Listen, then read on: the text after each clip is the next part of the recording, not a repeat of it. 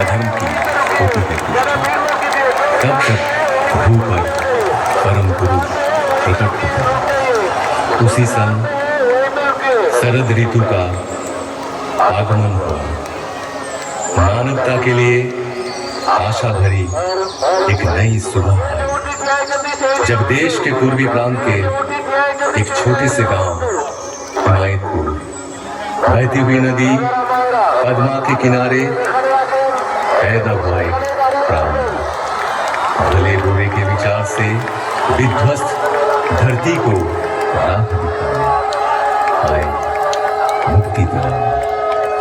अचंभित रह गया हर कोई जब जन्म लेते ही खिलखिला कर हंसने लगा बच्चा।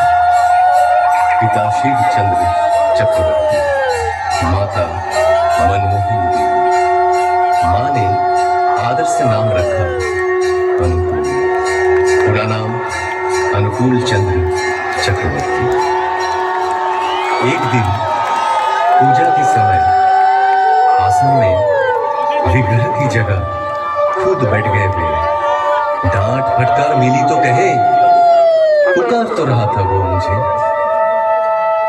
असीम लगाव था मां के प्रति। एक दिन किसी कारण मां खींचने के लिए दौड़ी। भागने लगा बच्चा। पैर में चुभती हुई गर्मी का एहसास हुआ। ख्याल आया, ऐसे ही मां का पाँव ही तो चलता होगा। रुक गए, थम गए। पिटाई पड़ी, उससे भी उनका हृदय आनंद से ही भरा था। मां की उम्र बढ़ी, ज्ञान विज्ञान के अनंत आधार पाठशाला पहुंचे, जहां दुनिया में एक के जैसा हूबहू एक और नहीं। वहां सिखाया जा रहा था एक और एक को नहीं मान पाए हुए। और क्या, हम साधारण मानव पीछ तो सकते थे, हम महाज्ञानी। बारिश का एक दिन गहरी एक खाई, डूब रहा था एक बूढ़ा प्राणी। बचाव के लिए पुकार रहा था हाथ बढ़ाए हुए। जीवन बचा तो बूढ़े ने बोला, क्या तुम ही मेरे अल्लाह हो? जिंदगी भर ऐसे अनगिनत हाथ सहारा तो खोजते रहे उनका ही। उम्र और भी बढ़ती गई। पिता की इच्छा से पहुंचे कोलकाता, डॉक्टरी पढ़ने। शहर में बिगड़ सकता है बच्चा, इस एहसास से घर से पैसा तंगी से ही भेजा जाता है। बड़ी कठिनाइयों से गुजरे वे दिन। रहने लगे गरीब मजदूरों के बीच, पर हालात से हार नहीं। असहाय साधारण जनों के हृदय में बहा दिए करुणा की धारा। समय के पलटने पर लौट आए गांव। वहां भी चलने लगा वैसा ही प्रेम और करुणा का सिलसिला। फिर एक दिन महसूस किए, हर बीमारी की जड़ है मानव मन। और क्या, निकल पड़े मन की रक्षा करने। गांव में सबको इकट्ठा किए, चारों ओर गूंज उठा कीर्तन। कीर्तन में मतवाले जन जैसे आनंद के नशे में चूर। जनता का एक समूह उस भक्ति रस से दूर होती रही सारी मलिनता। रच उठा एक मधुर चक्र, मानो एक एक के प्राण के घेरे में पड़ गए। उनके श्री मुख की वाणी सुनकर नवजीवन पाए सकल जन। साफ दिखने लगा जीवन का जटिल मार्ग भी। ग्रहणग्रस्त धरा को अंधियारा से राहत मिली। जो भी पास पहुंचे तन मन से हुए खुशी। हर एक जीवन की पटकथा परिवर्तन के मूल कारण ही थे वे। केंद्रित कर उनको एकत्रित होने लगे लोग। आए अर्थार्थी, ज्ञानी, जिज्ञासु, संत भी पहुंचे, दुर्जन भी, त्यागी, संसारी, धनी, निराश्रय, निरक्षर, सब आते रहे आशा की किरण में परिस्नात होने। रचा कर्मशाला, रचा ज्ञानशाला, आपूर्ति के लिए आनंद बाजार भी। आश्रय पाने आकर प्रश्रय ही मिला हम सबको बेहतर जिंदगी की ओर। उनको घेर के जो मंडली तैयार हुई उसे सब पहचानने लगे सत्संग के नाम से। ऐसे ही एक दिन अचानक उस गांव का सब कुछ पीछे छोड़ कर्मभूमि की हर कुछ त्याग चल पड़े पश्चिम की ओर, पहुंचे देवघर। साल भर बाद आई देश विभाजन के हलाहल से ग्रसित राष्ट्रीय स्वतंत्रता।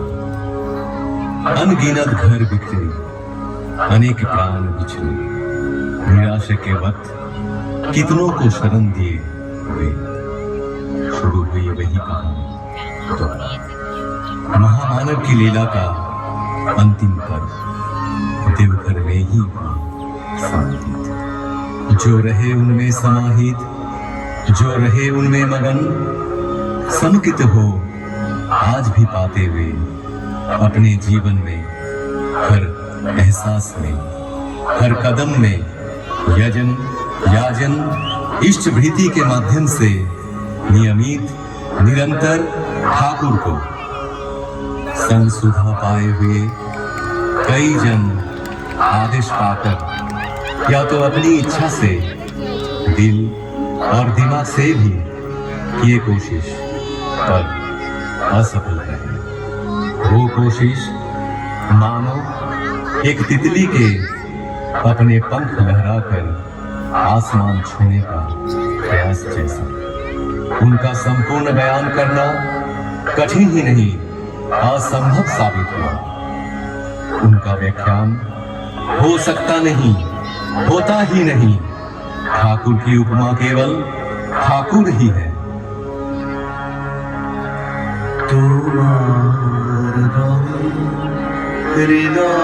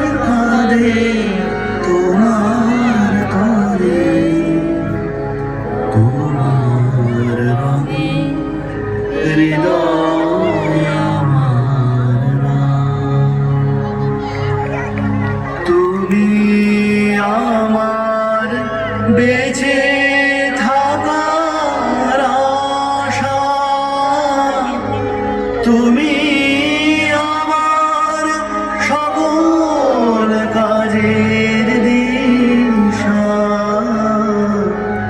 তুমি আমার বেঁচে থাকার আশা,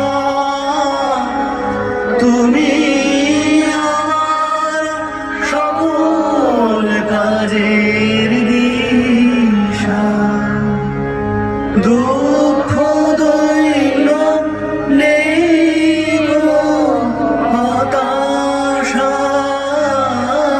দুঃখ দৈন্য নেই গো হতাশা। প্রভু তুমি আছো হৃদয় জুড়ে, তোমার রঙে হৃদয় আমার রাঙা।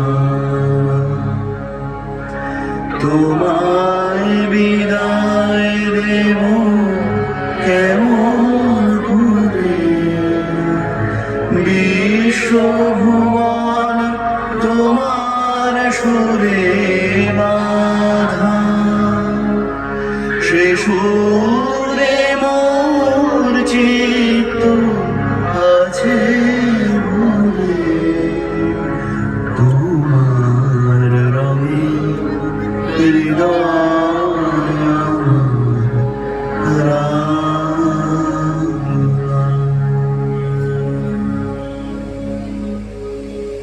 বন্দে পুরুষোত্তম,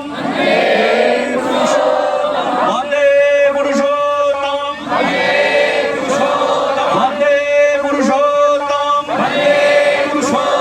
পরম প্রেমময় সৃষ্টি ঠাকুর অনুকূল চন্দ্র জি কি, পরম প্রেমময় সৃষ্টি ঠাকুর অনুকূল চন্দ্র জি কি, পরম প্রেমময় সৃষ্টি ঠাকুর অনুকূল চন্দ্র জি কি, পরমারাধ্যা জগৎ জননী শ্রী শ্রী বড়মা কি, পরমারাধ্যা জগৎ জননী শ্রী শ্রী বড়মা কি, পরমারাধ্যা জগৎ জননী শ্রী শ্রী বড়মা কি, পরম পূজ্যমাদ শ্রী শ্রী বরদা কি, পরম পূজ্যমাদ শ্রী শ্রী বরদা কি, পরম পূজ্যমাদ শ্রী শ্রী বরদা কি, পরম পূজ্যমাদ শ্রী শ্রী আচার্য দেব কি, পরম পূজ্যমাদ শ্রী শ্রী আচার্য দেব কি, পরম পূজ্যমাদ শ্রী শ্রী আচার্য দেব কি, সৎ সঙ্গ কি, সৎ সঙ্গ কি, সৎ সঙ্গ কি।